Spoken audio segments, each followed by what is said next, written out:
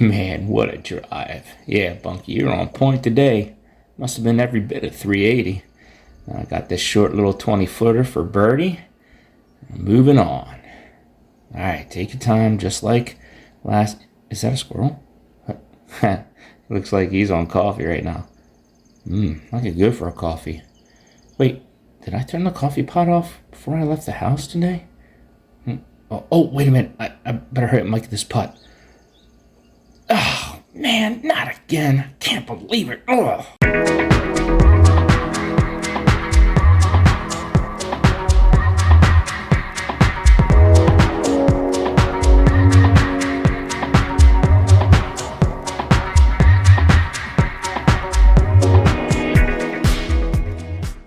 All right, DMD family, welcome back to another Discs MD video. Bunky here, and we're with another episode of the Improving My Game. Haven't done one of these in a minute, so I figured I'd shoot another one. If you can identify with what you just saw in the intro, you will want to stick around and hear what I have to say in this video. And I know it's about putting. But hear me out. Are you listening? If we really step back and consider our game, and think about the fact that there are probably 7, 8, 9 shots per round that we can think about that we should have executed better, that would really put us where we need to be in our scoring.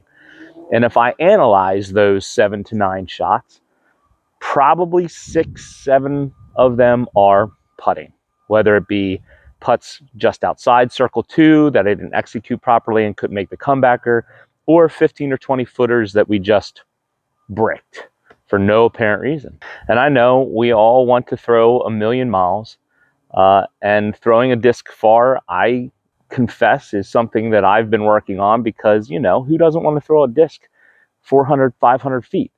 But if we really want to stop and think, throwing far is probably the least of our worries, because even on a 300, 350 foot hole, par 3, how many times are we parking it right next to the basket or under the basket? Not often, right? We'll usually leave ourselves with a 20 footer or 25 footer. Every once in a while we'll get close, but usually 20, 25 feet. And it's those putts that we really need to zone in and make. I've thought about this the past 2 or 3 weeks because my putting has been atrocious when I go out and play around with my friends or play around in a tournament. And I wonder why. There's 2 reasons I think why our putting suffers when we play for real, when we play a scored round, whether it be with friends or in a tournament. The first one is because of what you saw in the intro. Our mental state, we mess with ourselves and we get in our own heads. And I've said time and time again, putting is about 80% mental.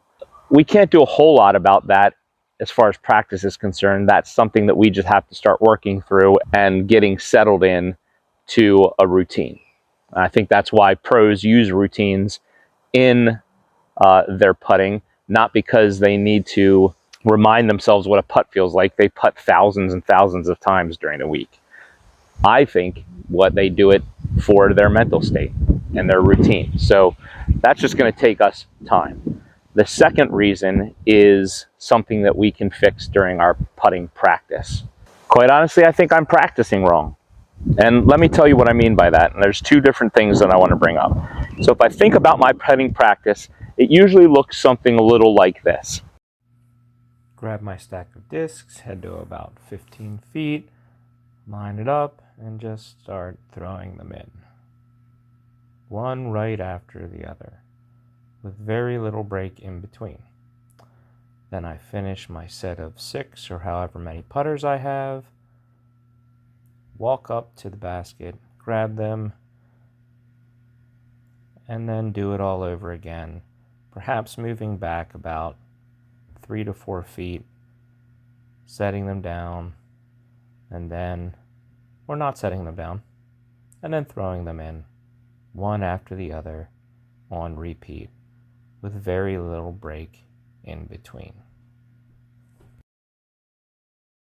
And in all honesty, there's absolutely nothing wrong with that.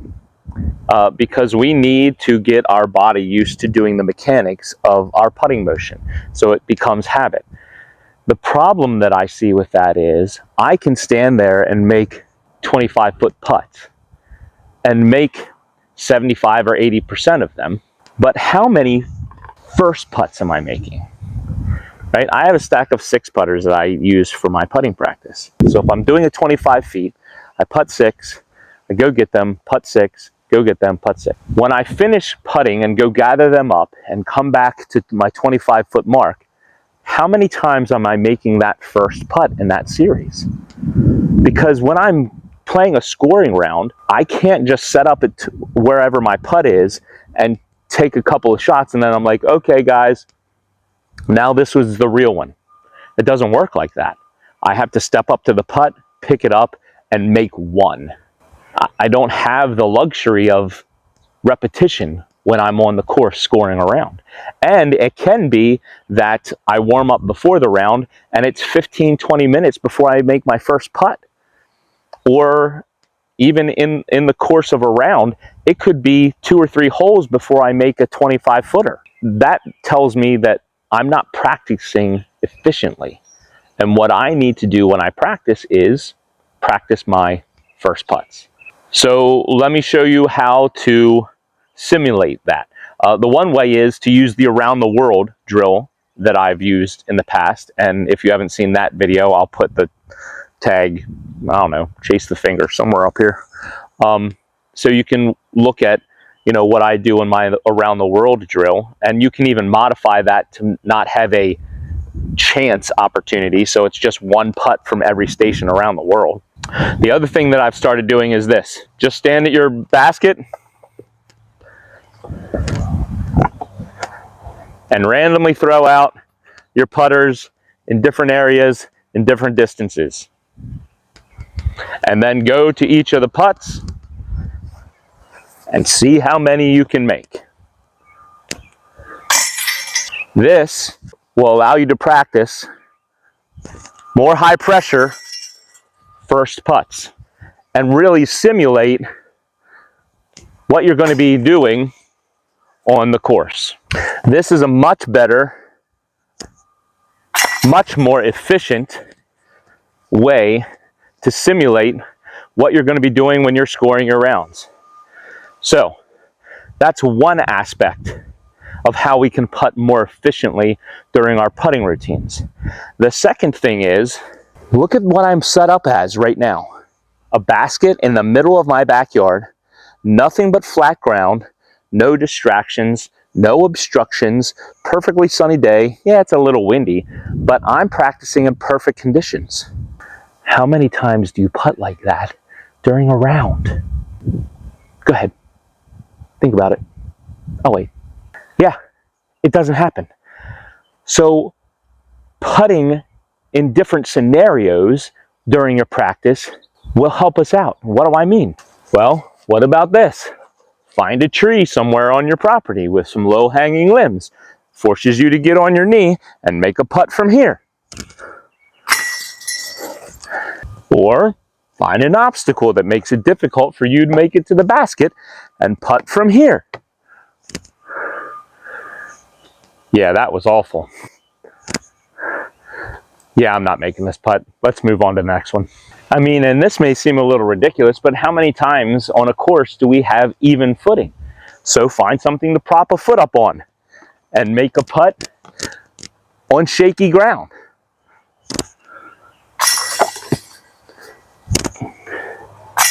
Yeah, I just made up for that last putt. Or maybe where you have to go over something.